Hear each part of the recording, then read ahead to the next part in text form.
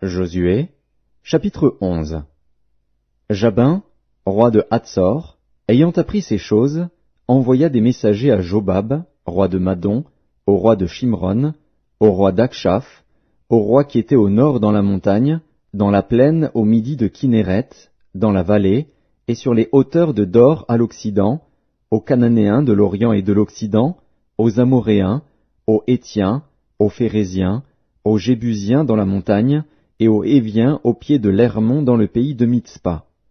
Ils sortirent, eux et toutes leurs armées avec eux, formant un peuple innombrable comme le sable qui est sur le bord de la mer, et ayant des chevaux et des chars en très grande quantité.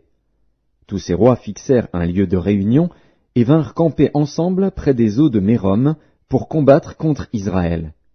L'Éternel dit à Josué, « Ne les crains point, car demain, à ce moment-ci, je les livrerai tous à frapper devant Israël.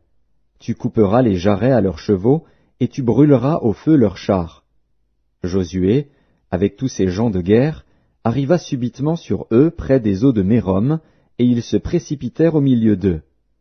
L'Éternel les livra entre les mains d'Israël. Ils les battirent et les poursuivirent jusqu'à Sidon-la-Grande, jusqu'à Misréphoth-Maïm, et jusqu'à la vallée de Mitzpa vers l'Orient. Ils les battirent, sans en laisser échapper aucun. Josué les traita comme l'Éternel lui avait dit, il coupa les jarrets à leurs chevaux, et il brûla leurs chars au feu. À son retour, et dans le même temps, Josué prit Hatsor, et frappa son roi avec l'épée. Hatsor était autrefois la principale ville de tous ces royaumes. On frappa du tranchant de l'épée, et l'on dévoua par interdit tous ceux qui s'y trouvaient, il ne resta rien de ceux qui respiraient, et l'on mit le feu à Hatsor.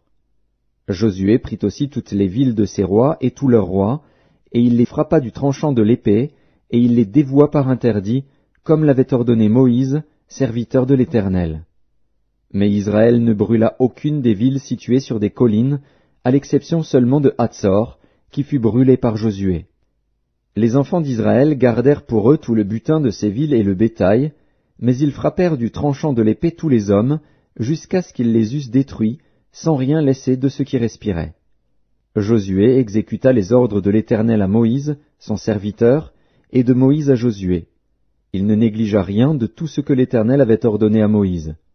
C'est ainsi que Josué s'empara de tout ce pays, de la montagne, de tout le Midi, de tout le pays de Gozen, de la vallée, de la plaine, de la montagne d'Israël et de ses vallées, depuis la montagne nue qui s'élève vers Séhir jusqu'à Baal-Gad, dans la vallée du Liban, au pied de la montagne d'Hermon. Il prit tous leurs rois, les frappa et les fit mourir. La guerre que soutint Josué contre tous ces rois fut de longue durée. Il n'y eut aucune ville qui fit la paix avec les enfants d'Israël, excepté Gabaon, habité par les Héviens. Ils les prirent toutes en combattant.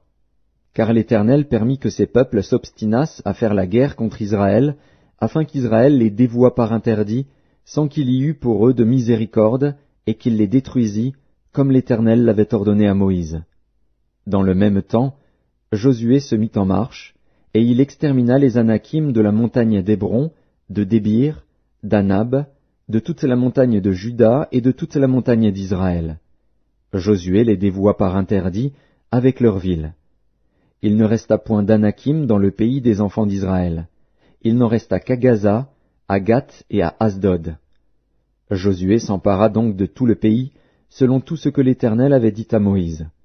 Et Josué le donna en héritage à Israël, à chacun sa portion, d'après leurs tribus. Puis, le pays fut en repos et sans guerre.